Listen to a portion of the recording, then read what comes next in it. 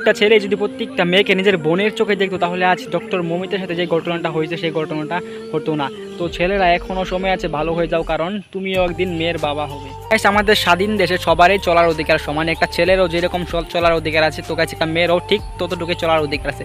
তো কাছে একটা ছেলে যেভাবে ওপেনলি ঘুরতে পারে একটা মেয়ে কেন পারে না, এর ফার্স্ট কারণই হচ্ছে ছেলেরা।